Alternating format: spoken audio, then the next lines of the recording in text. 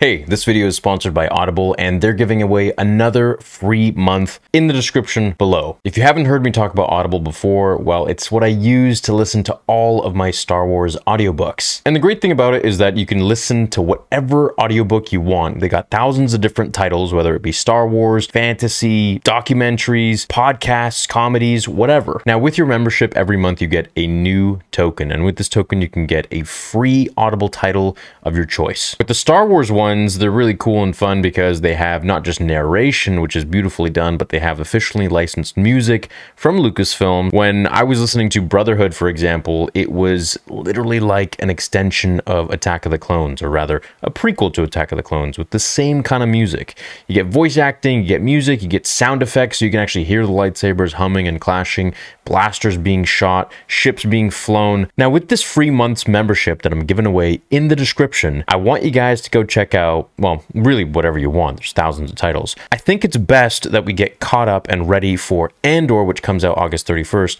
So let's start listening to Catalyst, which is actually a prequel to Rogue One. And I think this will get us pretty rounded out for when Andor comes out. And then next month for August, we'll have another one that we'll go over. So to grab your free month, you can go to audible.com/Star Wars Theory, or you can text Star Wars Theory to 500-500. That is Star Wars Theory to 500-500. Enjoy today's video. When you think of Emperor Palpatine's greatest enemies, who comes to mind? Some of you might be tempted to point at Grandmaster Yoda, who was Palpatine's final obstacle in the final days of the Republic. Others might say Mother Talzin, the Dathomirian Night Sister whose force powers Palpatine actually feared. Out of all the countless possibilities, how many of you ignored other Force users and picked a politician instead? Because according to Palpatine himself, one of the toughest adversaries he ever faced was Bail Organa, the senator from Naboo and the adoptive father of Leia Organa, Anakin's daughter. What made him such a thorn in Palpatine's side? And what else can we learn from his time serving in the Galactic Republic? That's what we'll discover today as we look at the complete life of Bail Organa. Since we know that Leia Organa was a princess, you might have assumed that Bail was born a king. But that's not quite true. Decades before the Clone Wars, Bail was born to the Prestor family on Alderaan.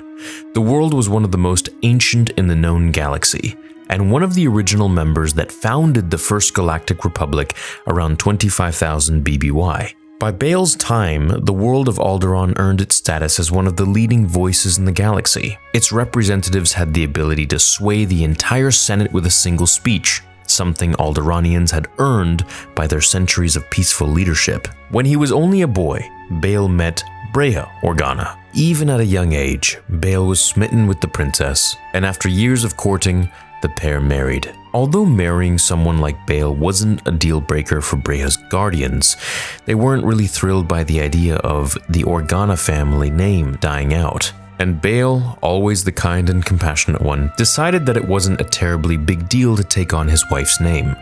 So after marriage, Bail became known as Bail Organa, leaving his own surname of Prestor behind. While we don't know much of Bail's childhood, we can make a few guesses. If we look at Bail's life, he navigated the treacherous waters of politics in a very unique way, with sincerity. While senators from other planets spun lie after lie and entrenched themselves in schemes, Bail would often do the complete opposite.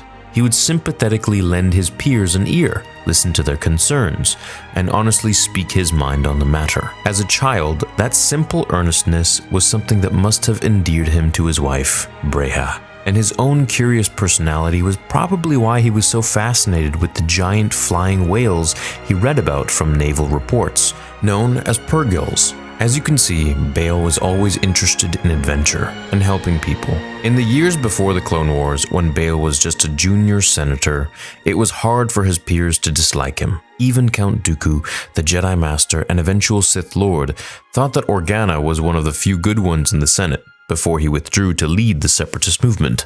During those years, Bail showed just how honest, humble, and sincere he was as he worked alongside Padme Amidala and Mon Mothma, building a dynamic that would eventually survive the fall of the Republic and lay the foundations for the rebellion. And although most of the Senate loved Bail, they didn't love the Senate itself. In the months that preceded the First Battle of Geonosis, Organa realized that he wouldn't be strong enough to retain all the planets in the Senate, and watched helplessly as they fell one by one to the separatist movement. But even during the war, Senator Bail Organa never forgot what made him so beloved. He was one of the few senators who wanted to find a peaceful way to end the war. While others wanted to increase military spending and grant Chancellor Palpatine even more power, Bail hoped for the opposite. He wanted to find a diplomatic solution, but that didn't mean he wouldn't help the Republic forces when push came to shove.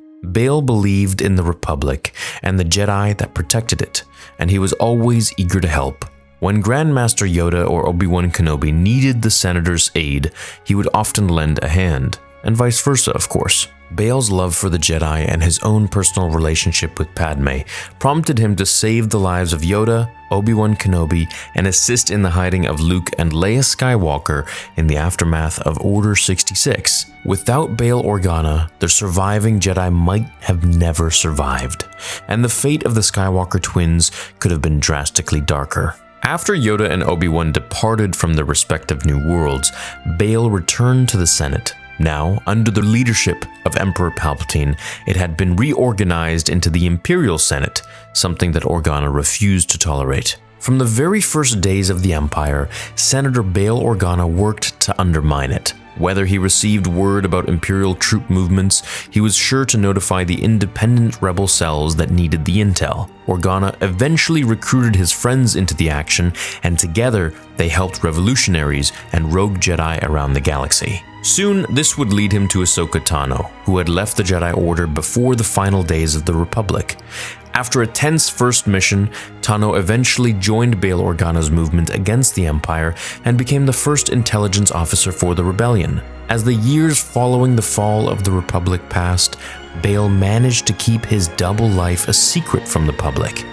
Although Emperor Palpatine surely knew that Alderaan and its royal family were aiding the rebellion, the Sith Lord couldn't do too much about it. Eventually, when Organa's daughter, Princess Leia, was dragged into the conflict and kidnapped by a group of bounty hunters, Bail was forced to take a risk, as we saw in the Obi-Wan Kenobi show. Desperate for help, Bail contacted Obi-Wan Kenobi, knowing that the former Jedi Master was the only one who could save Leia. Even though Kenobi's missions to save Leia drew the attention of Darth Vader, and even his master Darth Sidious, Imperial forces continued to avoid Organa. Attacking the Alderaanian royal family at that point was perhaps still too risky for Palpatine. But after the completion of the first Death Star, Palpatine felt much safer. The new battle station gave him the ability to destroy an entire planet with a single button, a feat that would force any rebels into submission. Even if Bail Organa became a celebrated martyr, Palpatine was sure that his Death Star would prevent rebels from acting up on Imperial planets. So under the careful order of Grand Moff Tarkin, Alderaan was destroyed, taking the lives of Bail and Breha Organa in the process. But their legacy, of course, didn't end there. Only a short while later, the Death Star itself would be destroyed, freeing the rest of the galaxy from the looming sense of dread and bringing Organa's dream of a new republic one step closer to reality. I definitely hope we get to see Bail Organa more in Star Wars shows, including the Andor show. If you guys remember at the end of Rogue One, he was referring to Obi-Wan Kenobi, I believe, when he said he knows a friend. Hope you guys enjoyed this backstory on Bail Organa, and I hope you have a great day. Thanks for watching today's video. Until the next one, remember, the Force will be with you. Always.